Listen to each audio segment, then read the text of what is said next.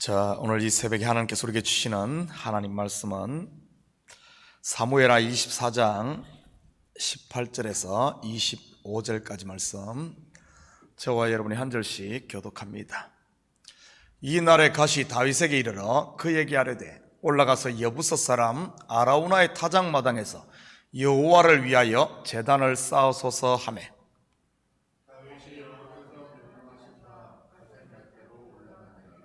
아라우나가 바라보다가 왕과 그의 부하들이 자기를 향하여 건너옴을 보고 나가서 왕 앞에서 얼굴을 땅에 대고 절하며,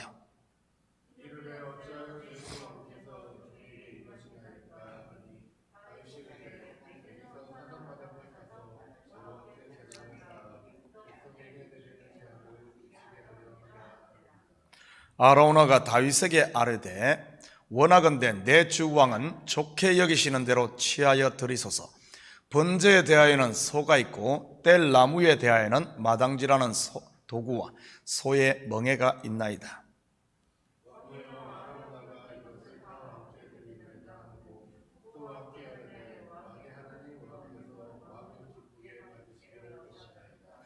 왕이 아라우나에게 이르되 그렇지 아니하다. 내가 값을 주고 내게서 살이라.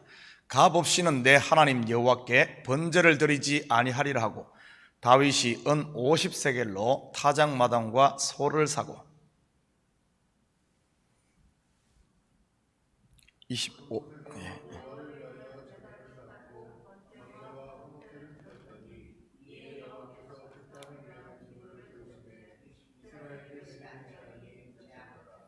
아멘. 좋은 아침입니다. 우리는 어제 새벽에 하나님께서 다윗에게 제시하신 세 가지 옵션 속에 감추어진 복음에 대해 살펴보았습니다.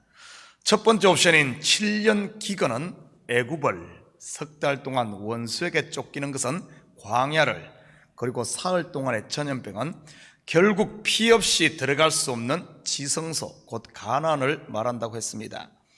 영적으로 지금 다윗이 선 곳이 어디입니까? 종살이 하던 애굽에서 해방되어 광야를 거치고 그리고 지금 요단가에 서 있는 것과 같은 모습이지요. 다시 애굽이나 광야로 돌아갔어야 되겠습니까? 가나안으로 들어가야 하지요. 그래서 그는 하나님 손에 모든 것을 맡기고 요단강에 발을 디딘 것입니다. 그것이 바로 세 번째 옵션인 사흘 동안의 전염병을 선택한 것이고요. 그리고 사흘 동안 7만 명이 전염병으로 죽습니다. 이들의 죽음은 이스라엘 장정 130만 명을 대표해서 죽는 대속의 죽음을 말한다고 했습니다. 사실 130만 명이 모두 그들의 죄로 말미암아 죽어야 하는데 말이지요. 이 또한 우리의 죄를 위해 대신 죽으신 예수 그리스도의 대속적 죽음을 보여주는 것이지요. 재앙을 내리는 천사가 예루살렘을 멸하려 할 때 하나님께서 재앙을 멈춥니다. 그때 백성을 치는 천사를 본 다윗은 하나님 앞에 자신이 중보자로 나섭니다. 이 양무리는 무엇을 행하였나이까? 나와 내 아버지 집을 치소서. 오늘 본문을 통해 어떻게 다윗이 백성들을 위해 중보하는지 같이 살펴보겠습니다. 18절입니다. 18절, 19절. 이날에 가시 다윗에게 이르러 그에게 아뢰되 올라가서 여부서 사람 아라우나의 타작마당에서 여호와를 위하여 제단을 쌓아소서 하매, 다윗이 여호와께서 명령하신 바 갓의 말대로 올라가니라. 지금 아라우나의 타작마당 곁에 누가 서 있습니까? 바로 재앙을 내리는 여호와의 사자가 서 있습니다. 죽음의 자리라고 볼 수 있는 곳이지요. 가 선전한 다윗이 그곳으로 가서 여호와를 위하여 제단을 쌓으라고 합니다. 우리는 지금 다윗이 당면하고 있는 이 모습을 창세기 아브라함에게서도 볼 수 있습니다. 아들 이삭을 번제로 드리라는 하나님의 말씀을 순종하기 위해서 말이지요. 다윗이 올라가는 아라우나의 타작마당, 바로 이 자리가 이삭을 번제로 드리려고 올라갔던 그 모리아산입니다. 아브라함은 3일 길을 걸어서 그곳에 도착을 했습니다. 지금 다윗은 사흘의 온역으로 인해 7만 명이 죽고 거기로 올라갑니다. 아브라함이 아들 이삭을 번제로 드리려고 올라갔듯 지금 다윗은 제단을 쌓으려고 올라가지요. 쉽게 말해 시대와 상황만 다르지 근본적으로 같은 것을 말하고 있는 것이지요. 그때 여부스 사람 아라우나가 왕과 그의 부하들이 자기에게 옴을 보고 왕 앞에 엎드려 절을 하며 영접합니다. 21절입니다. 이르되 어찌하여 내 주 왕께서 종에게 임하시나이까 하니 다윗이 이르되 내게서 타작마당을 사서 여호와께 제단을 쌓아 백성에게 내리는 재앙을 그치게 하려 함이라 하는지라. 아라우나는 여부스 사람으로서 여호수아가 가나안을 정복할 때 여호수아와 군장들의 맹세로 말미암아 은혜를 입어 살아남은 사람들입니다. 그리고 이들은 이스라엘 백성들 가운데 섞여 살면서도 최하층민으로 살았던 사람들이지요. 가장 낮고 천한 이방인인 자기에게 왕이 방문하니 얼마나 놀랐겠습니까? 마치 사마리아 수가성 여인에게 예수님께서 찾아가신 모습과 같은 것이지요. 그때 왕은 아라우나에게 그가 소유하고 있는 타작마당을 팔 것을 제안합니다. 22절입니다. 아라우나가 다윗에게 아뢰되 원하건대 내 주 왕은 좋게 여기시는 대로 취하여 드리소서. 번제에 대하여는 소가 있고 뗄 나무에 대하여는 마당질하는 도구와 소의 멍에가 있나이다. 그는 왕에게 모든 것을 드리려고 하지요. 그리고 왕이 원하는 모든 것을 그는 이미 가지고 있었습니다. 번제를 위한 소도 그리고 번제에 쓸 나무까지 말이지요. 구속사로 보면 이것은 무엇을 말하는 것일까요? 사실 예수님께서 찾아가셨던 수가성 여인도 여리고의 세리장 삭개오도 그리고 베데스다 연못가에 누워있던 38년 된 병자도 알고 보면 은혜를 받을 준비된 아라우나와 같은 사람이지요.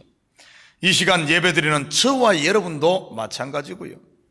아라우나는 왕에게 자기의 모든 것, 곧 타작마당도 번제에 쓸 소도 그리고 마당질하는 도구와 멍에도 드리기를 자원합니다. 24절입니다.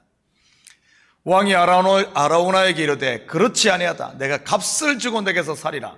값 없이는 내 하나님 여호와께 번제를 드리지 아니하리라 하고 다윗이 은 50세겔로 타작마당과 소를 사고, 그런데 다윗은 은 50세겔을 지불하고 그 모든 것을 삽니다.